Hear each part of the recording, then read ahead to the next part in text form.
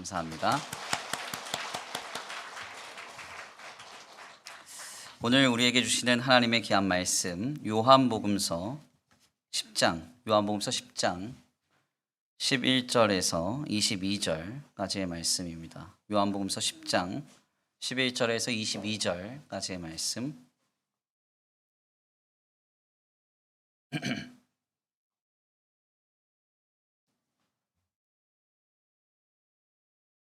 마찬가지인 줄 알고 말씀이 좀 길기 때문에 한 절씩 교독하시고 마지막 절 합독하도록 하겠습니다. 나는 선한 목자라 선한 목자는 양들을 위하여 목숨을 버리거니와 삭구는 목자가 아니요 양도 제 양이 아니라 이리가 오는 것을 보면 양을 버리고 달아나나니 이리가 양을 물어가고 또 해치느니라.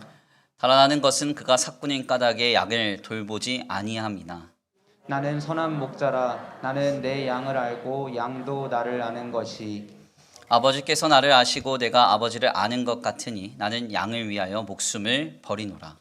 또 이 우리에 들지 아니한 다른 양들이 내게 있어 내가 인도하여야 할 터이니 그들도 내 음성을 듣고 한 무리가 되어 한 목자에게 있으리라.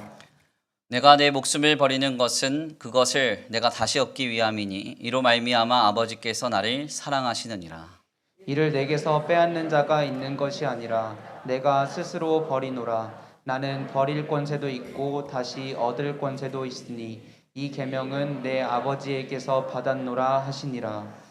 이 말씀으로 말미암아 유대인 중에 다시 분쟁이 일어나니 그 중에 많은 사람이 말하되 그가 귀신 들려 미쳤거늘 어찌하여 그 말을 듣느냐 하며 어떤 사람은 말하되 이 말은 귀신 들린 자의 말이 아니라 귀신이 맹인의 눈을 뜨게 할 수 있느냐 하더라. 예루살렘의 수전절이 이르니 때는 겨울이라. 아멘. 할렐루야. 아멘. 할렐루야.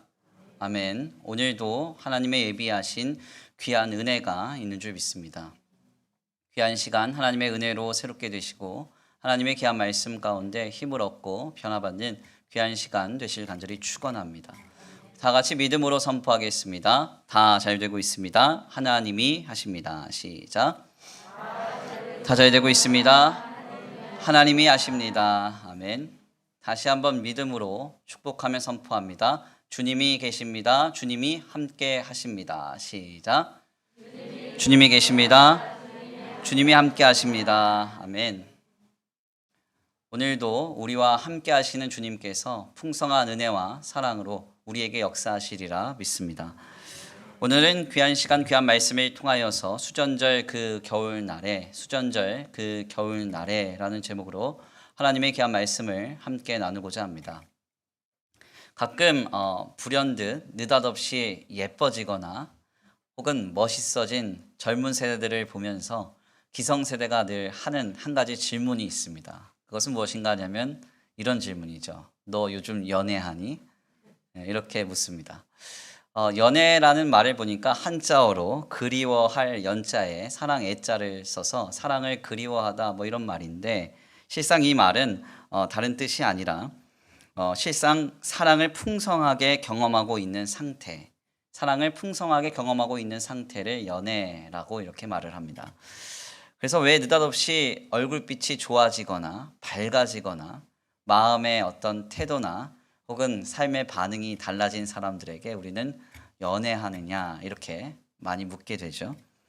이런 질문을 하는 것은 그 이유는 인간이 사랑을 경험할 때 혹은 사랑을 받을 때 혹은 사랑을 할 때 그 자신이 많이 변화되기 때문에 그럴 것입니다. 인상도 바뀌고 태도도 바뀌고 마음의 중심도 많이 변화되기 때문이죠. 그래서 기성세대들은 갑자기 변한 느닷없는 변화를 경험하면서 젊은 세대들에게 너 요즘 연애하지? 이렇게 묻곤 하는 겁니다. 특별히 어린이집이나 유치원과 같은 어린아이들을 케어하는 교육기관에 종사하시는 분들의 이야기를 종종 들어보면 이런 말씀을 많이 하세요. 사랑받는 아이들은 태가 다르다. 이런 말씀을 하십니다. 그러니까 아이가 가정에서 사랑을 많이 받고 자란 아이들은 뭔가 좀 달라도 많이 다르다는 것이죠. 얼굴빛도 다르고 언어도 다르고 어떤 이해나 반응도 많이 다르다는 겁니다. 밝고 부드럽고 그래서 유연하다는 것이죠. 왜 이런 일이 생겨나는가? 그 이유는 간단합니다. 인간은 사랑을 받을 때 혹은 사랑을 경험할 때 하나님 안에서 무언가 많은 변화가 그에게 찾아오기 때문에 그렇습니다. 저는 가끔 TV 매체들을 좀 보면서 인상이 굉장히 좀 날카롭게 강하게 이렇게 인상적으로 보였던 사람이 몇 년이나 수년의 세월이 지나서 인상이 굉장히 부드럽게 변한 분들을 가끔 목도하곤 합니다. 그분들을 보면서 이런 고민을 하죠. 저 사람을 과연 바꾼 건 뭘까? 분명히 제가 어린 시절에 학창 시절에 봤을 때 그 사람의 인상은 굉장히 날카롭고 강렬했는데 요즘 보면은 너무나 이게 부드러운 거예요. 왜 그런가? 좀 가만 생각을 해보고 원인을 잘 찾아가다 보면 거의 80% 이상이 사랑을 많이 받고 있거나 아니면 아이를 낳아서 뜨겁게 사랑할 대상이 생겼을 때 그의 인상이 완전히 달라지는 것을 보게 됩니다. 무슨 말씀을 드리려고 하는가 하냐면 인간은 사랑을 받을 때 바뀐다는 거예요. 변화된다는 것입니다. 그래서 인간에게는 무엇이 필요한가? 바로 인간에게는 사랑이 필요합니다. 조금 형편이 부족하고 상황이 좀 어렵고 곤고한 날들이 이어진다 하더라도 인간에게 부어지는 뜨거운 사랑이 있다면 그 인간은 모든 삶을 견디고 살아갈 위로와 힘을 얻는 것이죠. 그리고 그 사랑이 그의 삶을 쥐고 끌어갈 수 있다는 이야기입니다. 특별히 저는 예수님의 공생애나 당시의 삶을 다루는 많은 이 성경의 기사들을 좀 살펴보면서 굉장히 의아한 한 가지가 있습니다. 그것은 바로 사람들이 너무나 날이 서 있고 강팍하며 완악하다라는 거예요. 그래서 성경에서 조명하는 많은 사건들을 보면은 자신과 뜻이 맞지 않는 현장 속에서 사람들은 아주 극도로 극렬하게 완악하게 반응을 합니다. 그리고 그 현장에서 아주 치명적으로 잘못된 판단이나 극단적인 선택을 하는 경우도 많이 전해지죠. 특별히 예수님의 공생애에는 이것이 좀 더 두드러지게 나타납니다. 예수님의 말 한두 마디에 사람들은 예수님을 죽이려고 하고 실제로 그것을 실행하기도 합니다. 누가복음서 4장 28절에서 30절 말씀인데요. 우리 함께 한번 봉독해 올려드리겠습니다. 함께 봉독합니다. 시작. 회당에 있는 자들이 이것을 듣고 다 크게 화가 나서 일어나 동네 밖으로 쫓아내어 그 동네가 건설된 산 남떨어지까지 끌고 가서 밀쳐 떨어뜨리고자 하되 예수께서 그들 가운데로 지나서 가시니라. 아멘. 예수님께서 회당에서 말씀을 증거하셨습니다. 그런데 자신의 생각과 그리고 자신이 믿고 있는 신념과 다른 메시지가 예수님으로부터 나오자 사람들은 어떻게 반응하는가? 예수님을 끌고 가서 낭떠러지에 밀어 떨어뜨리려고 했다는 거예요. 이게 과연 정상적인 반응입니까? 여기 있는 김두열 목사가 여기 앉아있는 분들에게 말씀을 전하는데 도저히 받아들일 수 없는 말씀이 전해지니까 저를 끌고 교회당 3층으로 데리고 가서 죄송해요. 그럴 일은 없다는 거죠. 이게 굉장히 너무 완악하고 강팍해요. 오늘 본문 말씀에서도 예수님은 나는 선한 목자라. 양을 위하여 나는 목숨을 내어주겠다.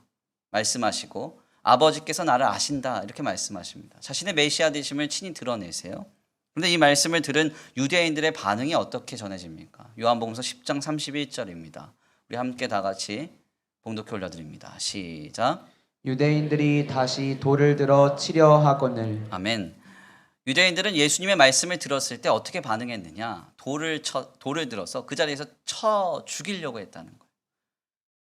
너무 강팍하고 완악하지 않습니까? 그 본문을 우리가 잘 이해하고 성경에서 나타난 많은 사람들의 반응들을 보면은 너무나 극단적이고 때때로는 너무나 강팍하고 완악하다는 것이죠. 이것이 도대체 잘 이해가 되지 않습니다. 물론 전통 유대교의 입장에서 신성모독이라고 하는 것은 굉장히 중요한 아주 강력한 중범죄이기 때문에 예수님의 말과 행동을 보고 그들의 종교적 열심에 따라서 그들은 행동했다라고 말을 하면 그것은 할 말이 없을 수 있습니다. 그렇지만 다만 한두 마디의 말과 행동을 가지고 그 자리에서 사람의 생명을 빼앗으려고 한다는 것은 오늘날 우리의 관점에서는 너무나 강팍하고 이 사람들의 마음이 너무나 굳어져 있고 완악하다라고 밖에는 생각이 되지 않는 것이죠. 뿐만 아니라 이러한 내용은 성경의 각종 배경과 사건 속에서 더 두드러지게 나타납니다. 예수님의 탄생에서부터 공생애 내내 헤롯 왕으로부터 수많은 종교 지도자들에 이르기까지 사람들은 자신의 뜻과 다른 사람들을 죽이는데 너무나 편안한 마음으로, 너무나 그냥 자연스러운 모습으로 이 일에 동참하거나 참여합니다. 그래서 헤롯 왕은 메시아가 나신다는 소식을 듣고 많은 아이들이 태어나자마자 그 자리에서 다 죽여요. 그 일을 그냥 서슴지 않고 감당합니다. 종교 지도자들은 율법적인 범죄를 저지른 그 사람을 공적인 자리에 꺼내서 그 자리에서 수많은 사람들이 보는 앞에서 돌로 쳐 죽이는 일을 너무 쉽게 자행했습니다. 그러니까 사람들이 자신의 뜻과 맞지 않거나 자신의 신념과 어긋나는 일을 보았을 때 사람을 죽이고 생명을 빼앗는 일에 그냥 편안하게 동참할 만큼 예수님 당시의 사람들은 마음이 강팍하고 완악했다는 것이죠. 더 나아가 사람들은 소망이 없는 자리에서 자신의 삶을 쉽게 포기하는 모습도 우리에게 분명하게 전해집니다. 대표적인 예가 바울과 실라가 옥에 갇혔을 때 옥문이 열려요. 그것을 발견한 간수가 어떻게 합니까? 그 자리에서 자신의 삶을 포기하려고 합니다. 사도행전 16장 26절에서 27절인데요. 우리 함께 다 같이 봉독해 올려드립니다. 16장 26절에서 27절 시작. 이에 갑자기 큰 지진이 나서 옥터가 움직이고 문이 곧 다 열리며 모든 사람의 매인 것이 다 벗어진지라. 간수가 자다가 깨어 옥문들이 열린 것을 보고 죄수들이 도망한 줄 생각하고 칼을 빼어 자결하려 하거늘. 아멘. 사도행전 16장 26절에서 27절 말씀을 보니까 정말 자신이 감당할 수 없는 삶의 문제를 만났을 때 어떻게 합니까? 사람들은 내 생명을 포기해 버립니다. 그러니까 이런 내용들이 성경에서 전하는 그 당대의 사람들의 심령의 상태를 우리에게 알게 하는 것이죠.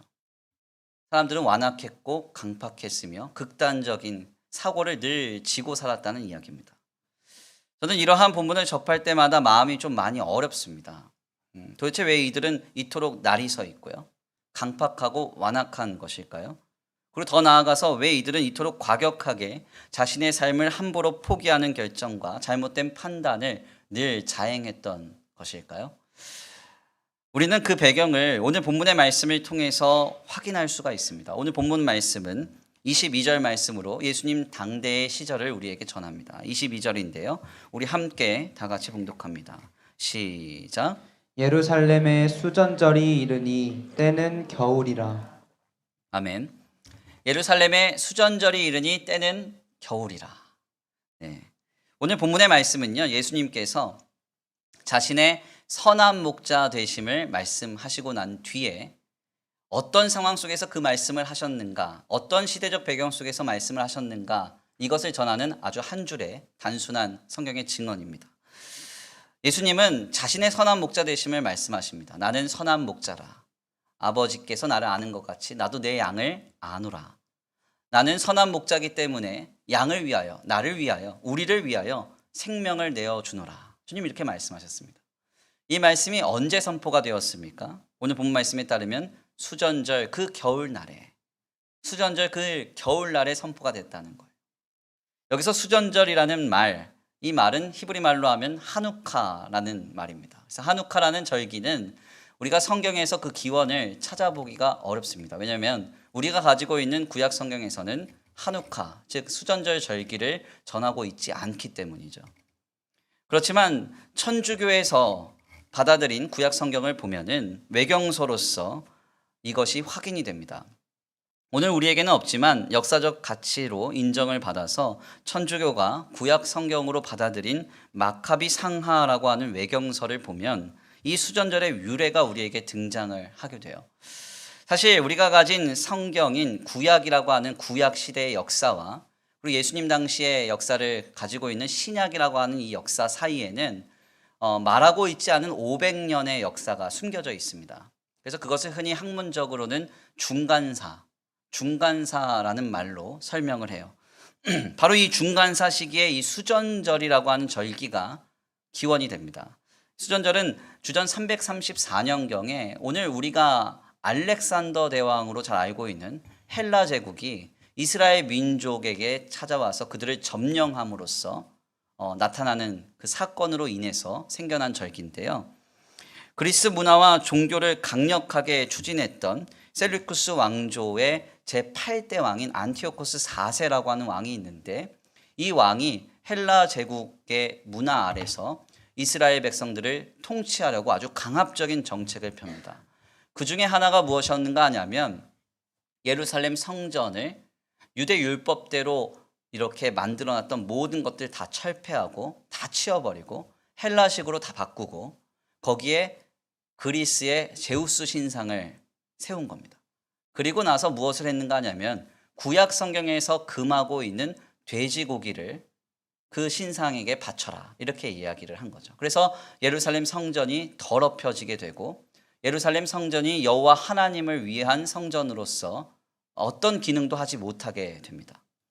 결국 이 일을 두고 볼 수 없었던 모디인 지역의 제사장인 마타티아스라고 하는 사람이 자신의 5 아들과 함께 민족 봉기를 일으키게 되는데요. 그때 이 운동을 소위 5 아들 중에 중심이 되었던 유다 마카비 형제의 이름을 따서 이것을 중간사에서는 마카비 혁명 혹은 마카비 전쟁이라고 부릅니다. 이 내용을 다루고 있는 외경서가 바로 마카비 상하인 거예요. 결국 이 마카비 혁명을 통해서 주전 164년경에 예루살렘 성전이 탈환이 되고요. 그리고 그 성전에 잘못 자리를 잡고 있는 헬라 문화를 다 철폐하고 다시 한번 새롭게 유대 율법을 바탕으로 해서 거룩한 성전 정화를 이루고 그 성전을 봉헌하게 됩니다. 바로 그 봉헌한 날을 기념한 날이 하누카, 즉 수전절이에요. 이 수전절이 지켜지고 마카비 형제를 중심으로 해서 세워진 하스모니아라고 하는 왕조가 있는데, 그 왕조가 100년 정도 지속이 되다가 로마라고 하는 나라가 또다시 침공을 해서 이스라엘 민족은 멸망을 하게 되고 그 이후에 예수께서 이 땅에 오신 것입니다. 그러니까 우리가 알고 있는 이 역사를 구약의 역사와 이 중간사의 역사, 그리고 신약의 역사를 통합해서 좀 생각을 해보면요. 기원전 586년경에 남유다 왕국이 구약 성경을 보면 바벨론에 의해서 멸망을 당했다. 성경이 그렇게 나오죠. 그래서 마지막 왕인 시드기야가 끌려가면서 이 성경이 맞춰지지 않습니까? 그러니까 586년경에 바벨론, 그러니까 성경에서는 바벨론이라고 하는데 역사계에서는 신바벨로니아 제국이라고 해요. 이 제국에 의해서 이스라엘 민족이 망하게 되고 그 이후에 한 1세기도 지나기 전에 메디아라고 불리는 메데와 페르시아라고 불리는 바사, 그래서 메데 바사가 또다시 이스라엘 공동체와 나라와 민족을 통치하게 됩니다. 그때 또다시 한번 멸망을 또 경험하게 돼요.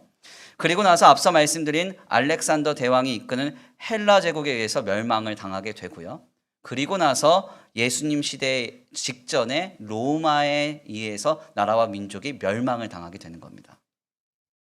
목사님, 지금 역사 시간 아닌데 왜 이렇게 어렵게 설명합니까? 할지 모르는데 정리를 잘 해보면 적어도 한 600년의 역사 속에서 이스라엘 공동체는 4차례에서 5차례 정도 나라와 민족이 멸망되는 것을 경험한 상태라는 거예요. 고대 시대에 있어서 나라와 민족의 멸망은 한 족속의 멸족을 불러일으킬 만큼 매우 폭압적인 형태로 자행됐습니다. 이것은 그래서 엄청난 시련과 고난의 연속이었죠. 똑똑한 사람들은 다 포로로 잡혀가고요. 우리 허영 목사님께서 여리고 집회 때 잠깐 말씀드렸지만 어떤 남성들 중에서 힘 좀 쓸만하다 하면은 다 발가락을 잘라버렸습니다. 힘 못 쓰게. 엄지발가락을 잘랐어요. 우리가 특별히 구약 성경을 통해서 확인을 했지만 남유다 왕국의 마지막 왕인 시드기야는 이 바벨론의 포로로 잡혀갈 때 어떻게 잡혀갑니까? 2 눈이 뽑히고 쇠사슬에 묶여서 벗은 발로 걸어서 바벨론까지 끌려갑니다.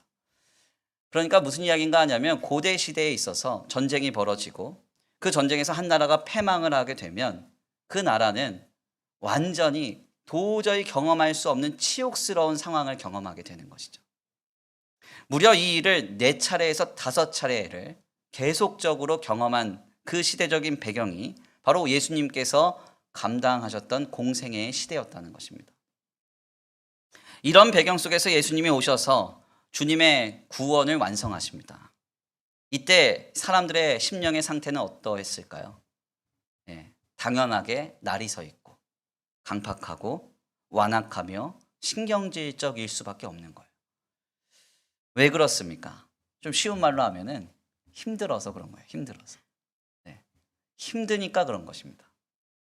저는 가끔 목회를 하면서 죄송한 말씀이지만 우리 성도님들 중에서 예민하거나 좀 괴팍하거나 혹은 대하기 어려운 분들을 만날 때가 있습니다. 네. 누구라고 말씀 못해요. 그럴 때가 있어요. 네. 다행히도 저는 성향상 그런 분들을 뵐 때마다 같이 싸우거나 화를 내거나 다투지 않습니다. 그래 한번 싸워보자. 네, 그러지 않습니다. 하나님께서 그때마다 저에게 주시는 생각 하나가 있어요. 그게 뭐냐면 저분이 참 많이 힘들구나. 힘들어서 그렇구나. 이런 생각을 주세요. 힘드니까 예민하게 되고요.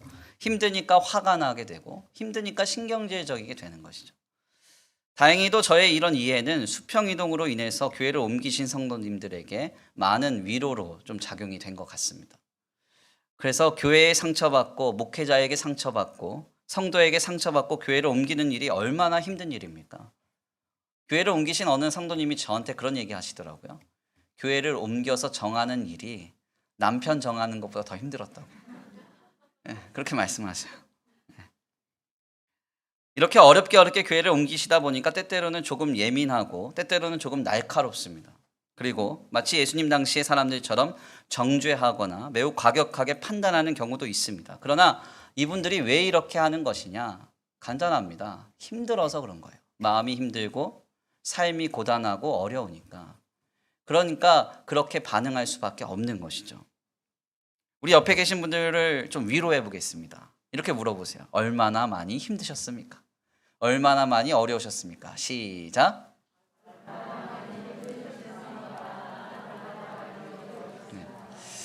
네. 진정한 마음으로 하셔야 되는데 시켜서 하면 다시 한번 해보겠습니다. 얼마나 많이 힘드셨습니까? 얼마나 많이 어려우셨습니까? 시작.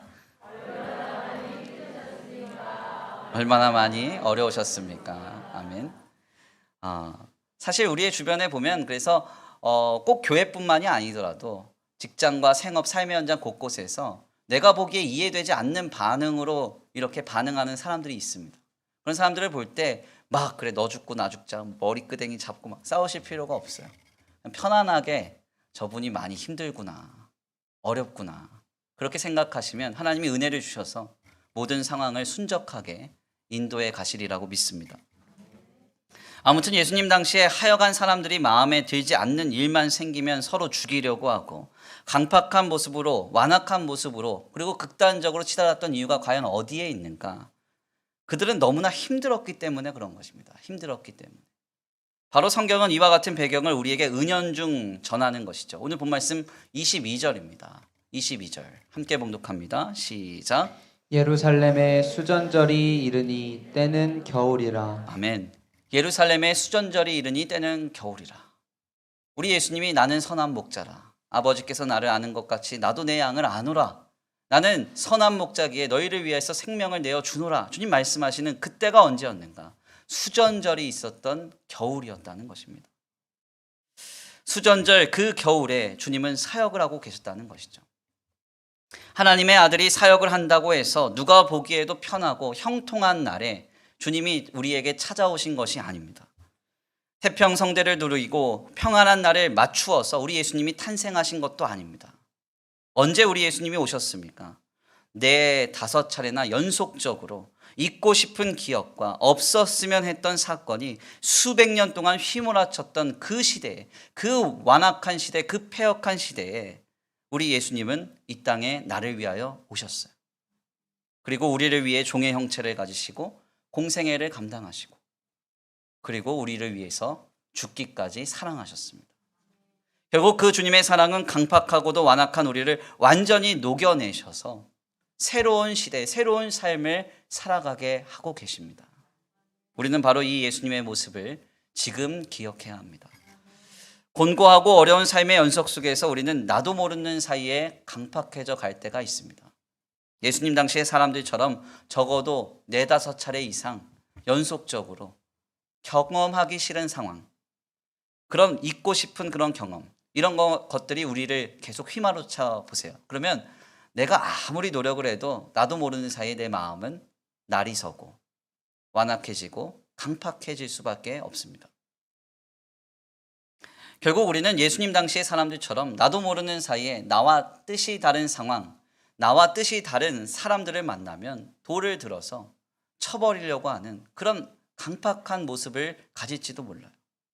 이런 우리에게 무엇이 필요합니까? 수전절 그 겨울에 우리 예수님은 사역을 하고 계셨다는 거예요. 사랑을 베풀고 계셨다는 거죠. 바로 우리에게는 주님의 사랑이 필요합니다. 예수님의 사랑이 우리를 녹여내야 돼요. 나를 녹여내야 됩니다. 요즘 기성세대들이 많이 보는 TV 프로그램 중에서 금쪽 같은 내 새끼라는 프로그램이 있습니다. 아마 한 번씩은 다 보셨을 것 같아요. 저는 뭐 자주 보진 않습니다. 이게 뉴스 기사가 자주 뜨기 때문에 관심은 갖고 있는데 잘 보진 않아요. 제가 보면 막 이상한 행동하고 그러면 저걸 그냥도 다리 몽댕이를 부러뜨려 버려야지 막 이렇게 얘기를 하니까 보지 말래요, 가족들이.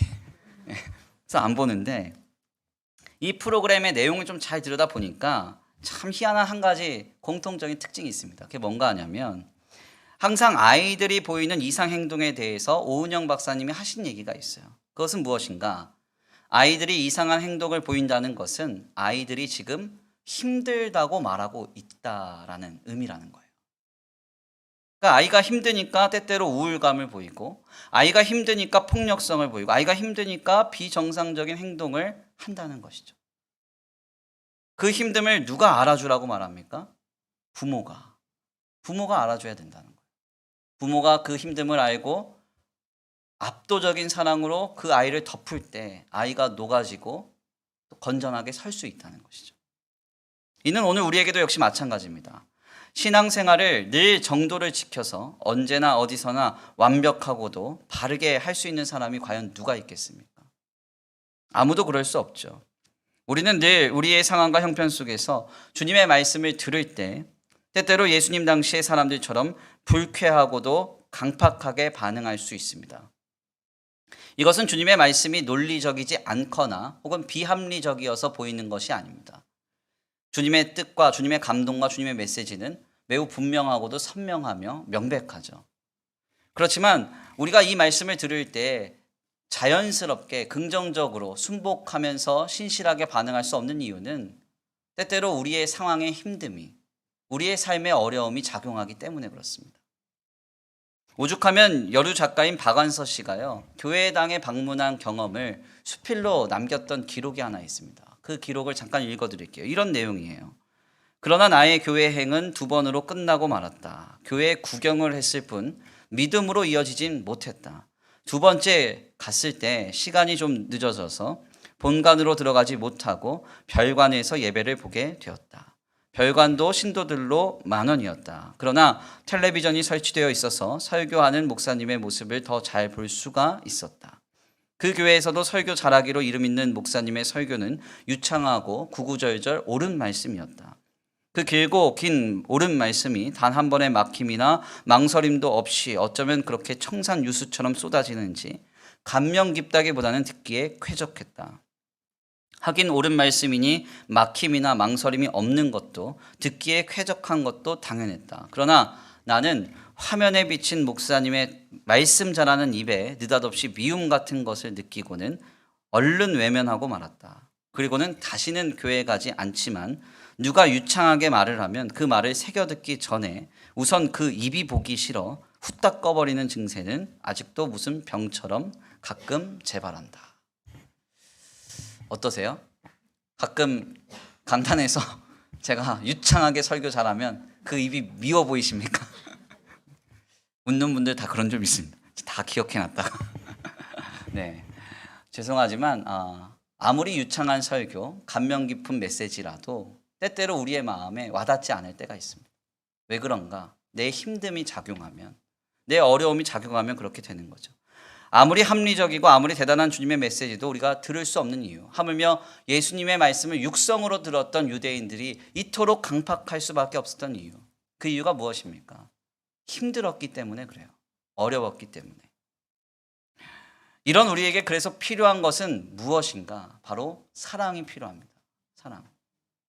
모든 것을 압도적으로 녹여낼 수 있는 주님의 사랑. 아멘입니까? 거부할 수 없는 압도적인 주님의 사랑이 우리를 덮어야 된다는 것이죠.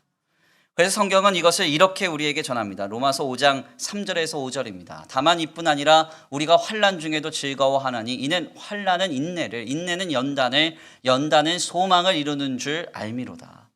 소망이 우리를 부끄럽게 하지 아니하면 우리에게 주신 성령으로 말미암아 하나님의 사랑이 우리의 마음에 부은 바 됨이니. 아멘입니까? 환난이 인내로 바뀌고 인내가 연단으로 바뀌고 연단이 소망으로 바뀌어진답니다. 이것을 가능하게 하는 힘, 이것을 가능하게 하는 동력, 오직 한 가지, 우리의 마음에 주님의 성령으로 부어진 하나님의 사랑이 차오를 때, 그 사랑으로 내가 충만하게 될 때 우리는 그 사랑으로 녹아져서 모든 것을 견디고 모든 것을 바라며 모든 것을 참아낼 수가 있는 것입니다. 로마서 8장 35절에서 37절은 그래서 그 내용을 이렇게 전하죠. 누가 우리를 그리스도의 사랑에서 끊으리요? 환난이나 공고나 박해나 기근이나 적신이나 위험이나 칼이랴. 기록된 바 우리가 종일 주를 위하여 죽임을 당하게 되며 도살당할 양같이 여김을 받았나이다 함과 같으니라. 그러나 이 모든 일에 우리를 사랑하시는 이로 말미암아 우리가 넉넉히 이기느니라. 주님의 사랑이 우리의 마음에 부어지면 환난이 오든 곤고가 오든 박해가 오든 어려움이 오든 우리는 넉넉히 이긴다는 것입니다. 환난을 이기고 인내를 견뎌서 소망으로 바꾸는 힘, 그것은 우리 마음에 부어진 하나님의 사랑으로 인한 밖에 없다고 성경은 매우 분명하게 전하고 있는 것이죠. 주님은 바로 이 사랑을 위해서 우리에게 오셨습니다. 좋은 날을 택해서 오신 게 아니에요. 좋은 시절, 좋은 배경을 택해서 오신 것이 아닙니다. 주님은 치욕스러운 역사가 수백 년 동안이나 이어져서 사람들의 몸과 마음이 갈기갈기 찢어지고 헤어져서 이제는 완악함과 강팍함만 남았던 그때에 우리에게 찾아오셨습니다. 그리고 수전절 그 겨울날에도 선한 목자 되셔서 우리에게 사랑을 베풀어 주십니다. 주님은 지금도 그 사랑으로 우리에게 찾아오신 줄 믿습니다. 우리는 이 사랑이 지금 우리에게 너무나 필요해요. 주님의 사랑으로 우리의 강팍함이 녹아지는 거룩하고 복된 주일 되시길 간절히 축원합니다. 주님의 사랑으로 우리의 완악함이 녹아지기를 간절히 축원합니다. 거부할 수 없는 압도적인 주님의 사랑을 경험하는 오늘 귀한 복된 주일 되시길 간절히 축원합니다. 귀한 말씀의 결론을 맺겠습니다. 우리는 오늘 주님이 어떠한 배경 속에서 자신의 선한 목자 되심을 말씀하고 계시는가 하는 것을 깨닫습니다. 적어도 수백 년 동안 5차례 이상의 치욕스러운 역사를 경험하고 여전히 포갑당하고 있는 그 비참한 배경을 치고 주님은 이 땅에 종의 형체를 가지시고 오셨습니다. 누가 보기에도 편하고 아무 문제 없는 상황 속에서 주님이 오신 것이 아닙니다. 어느 누가 보기에도 피하고 싶고 가급적이면 경험하고 싶지 않은 시대적인 배경 속에서 주님은 이 땅에 우리를 위하여 오셨습니다. 우리 예수님은 그래서 어디를 가든지 항상 강팍하고도 완악한 사람들을 만났습니다. 그 사람들의 모진 박해와 핍박을 견디셔야 했습니다. 그러나 주님은 그 속에서 치열하게 사랑하셨고 그 사랑으로 죽으사 우리를 구원하셨습니다. 이는 오늘 우리의 삶을 주님이 품고 계심과 같습니다. 우리도 공고한 나날들을 겪다 보면 나도 모르는 사이에 강팍해져 가죠. 어렵고도 힘든 나날들 속에서 우리는 나와 다른 사람을 향해서 나를 세우며 돌을 들 때도 있을 것입니다. 이 모든 것은 내가 힘들기 때문에, 어렵기 때문에 자연스럽게 내 안에 자리 잡은 모습일 것입니다. 이런 우리에게 주님은 수전절 그 겨울날에도 찾아오사 사랑을 베풀어 주십니다. 예루살렘의 수전절이 이르니 때는 겨울이라. 아멘입니까? 주님은 수전절 그 겨울날에도 찾아오사 사랑으로 말씀하십니다. 나는 선한 목자라고. 나는 너를 위해서 생명을 내어주노라고 주님 말씀하고 계십니다. 지금 주님의 사랑은 모든 것을 녹이고 새롭게 하고 계신 줄 믿습니다. 우리 마음에 지금 하나님의 사랑이 부어지길 간절히 축원합니다. 성경은 말합니다. 다만 이뿐 아니라 우리가 환난 중에도 즐거워하나니 이는 환난은 인내를, 인내는 연단을, 연단은 소망을 이루는 줄 알미로다. 소망이 우리를 부끄럽게 하지 아니함은 우리에게 주신 성령으로 말미암아 하나님의 사랑이 우리 마음에 부은 바 됨이니. 하나님의 사랑이 우리의 마음에 부은 바 될 때 나를 사랑하는 이로 말미암아 모든 것을 넉넉히 이기게 될 줄 믿습니다. 거부할 수 없는 압도적인 하나님의 사랑이 이 시간 우리에게 부어지길 간절히 축원합니다. 그 사랑으로 강력한 우리가 녹아지고 완악한 우리가 변화되며 힘들었던 우리가 치유받는 역사가 있게 되기를 간절히 축원합니다. 이 시간 다 같이 귀한 말씀 붙들고 함께 고백하며 결단하겠습니다. 하나님의 사랑을 사모합니다. 하나님의 사랑으로 충만해지기를 원합니다. 주님의 사랑으로 인하여서 환난 중에도 즐거워하며 모든 환난을 소망으로 바꿔갈 수 있는 저와 우리 성도들 모두가 되시길 간절히 축원합니다. 우리 다 같이 찬양에 결단하시면서 주님 앞에 고백하겠습니다.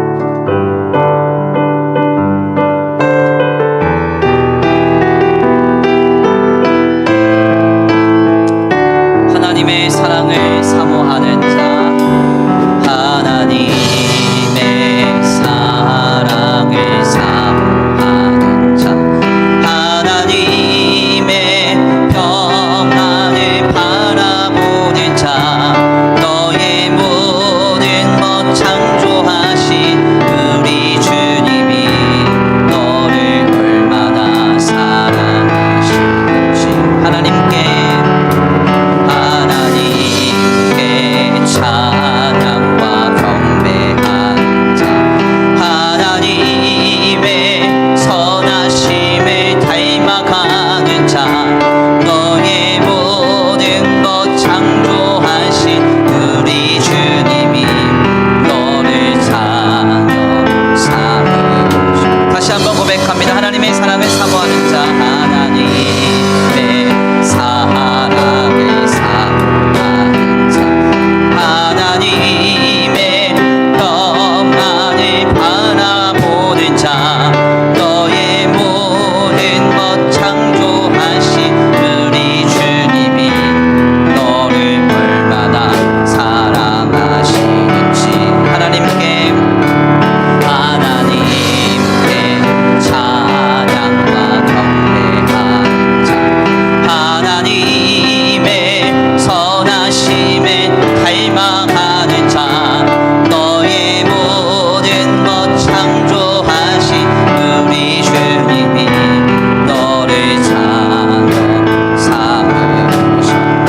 하나님 사랑의 눈으로, 하나님 사랑의 눈으로 너를 어느 때나 바라보시고, 하나님 사랑의 하나님 빈찬한 귀로서 언제나 너에게 귀 기울이시니 어둠에 밝은 빛을 비춰주시고 너의 작은 신음에도 응답하시니 너는 어느 곳에 있든지 주를 향하고 주만 바라보지. 하나님 사랑의 눈으로, 하나님 사랑의 눈으로 너를 어느 때나 바라보시고, 하나님 빈찬한 귀로서 언제나 너에게 귀 기울이시니 어둠에 밝은 빛을 비춰주시고 너의 작은 신음에도 응답하시니 너는 어느 곳에 있든지 주를 향하고 주만 바라보지. 어둠에 밝은 빛을 비춰주시고 너의 작은 신음에도 응답하시니 너는 어느 곳에 있든지 주를 향하고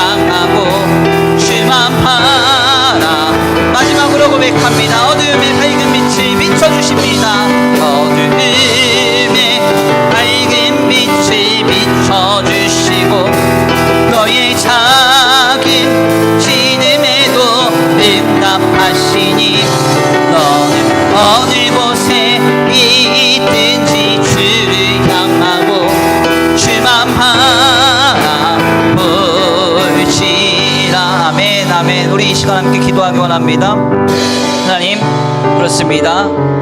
강박하고도 모진 세월을 살아내기에 하나님의 사랑이 필요합니다. 주님의 사랑이 우리를 녹여내야 될 줄 믿습니다. 강팍해져 버린 나의 마음, 완악해져 버린 나의 마음, 딱딱하게 굳어져 버린 나의 심령에 거부할 수 없는 압도적인 주님의 사랑을 덮사 내가 녹아지게 하여 주시옵소서. 새롭게 되게 하여 주시옵소서. 우리 이 시간 결단하고 소원하시면서 주여 한번 부르시고 말씀 붙들고 기도 올려드립니다. 주여 한번 부르시고 기도합니다. 주여, 사랑과 은혜가 많으신 하나님 감사합니다. 하나님 감사합니다. 하나님 감사합니다. 주님 아버지, 이 완악하고도 고단한 삶의 여정을 지나며 아버지 어려운 상황 속에서, 조건 속에서, 형편 속에서 주님 붙들기 원합니다. 주님을 의지하기 원합니다. 오 하나님, 하나님의 사랑을, 주님의 사랑을 힘입기 원합니다. 주님께서 주전절 그 겨울날에 나는 선한 목자라, 나는 내 양을 알고 나는 양을 위하여 모든 목숨을 버리노라 주님 말씀하십니다. 하나님 아버지, 이토록 어려운 삶의 환경과 사회적 배경 속에서 주님은 찾아오셨습니다. 깜빡할 수밖에 없고 완악할 수밖에 없었던 이 사람들에게 주님 찾아오셨습니다. 그래서 사랑으로 모든 것을 녹여내시고 새로운 시대를 열어내신 줄 믿습니다. 주여, 주여, 주여. 아버지, 이 시간 우리에게 그 사랑이 필요하오니, 그 주님의 사랑이 필요하오니, 그 주님의 사랑으로 녹여줘야 되겠사오니 주님, 이 시간 아버지 내게 역사하여 주옵소서. 내게 역사하여 주옵소서. 오 하나님, 이 시간 우리에게 주님의 사랑을 부어주사 우리 사랑을 아버지 우리 심령에 새롭게 하여 주옵소서. 주님의 사랑을 부어주사, 주님의 사랑을 부어주사, 주의 사랑을 부어주사 나를 녹여주옵소서. 내 강박한 마음, 아버지 내 완악한 심령을 주여 녹여 주시옵소서. 새롭게 하여 주시옵소서. 은혜를 내려 주시옵소서. 함께 하여 주옵소서. 역사하여 주옵소서. 주여, 주여, 주여. 아버지 역사하시 주님을 기대합니다. 인도하시 주님을 기대합니다. 함께 하시 주님을 기대합니다. 주여 도와주옵소서. 하나님 사랑의 눈으로 너의 어린 때나 바라보시고 하나님 빈창한 귀로서 언제나 너에게 기울이시니 어둠에 밝은 빛이 비춰주시고 너의 작은 신음에도 응답하시니 너는 어느 곳에 있든지 주를 향하고 주만 바라볼지라. 하나님 사랑의 눈으로 너를 어느 때나 바라보시고 하나님 빈창한 귀로서 언제나 너에게 기울이시니 어둠에 밝은 빛이 비춰주시고 너의 작은 신음에도 응답하시니 너는 어느 곳에 있든지 주를 향하고 주만 바라볼지라.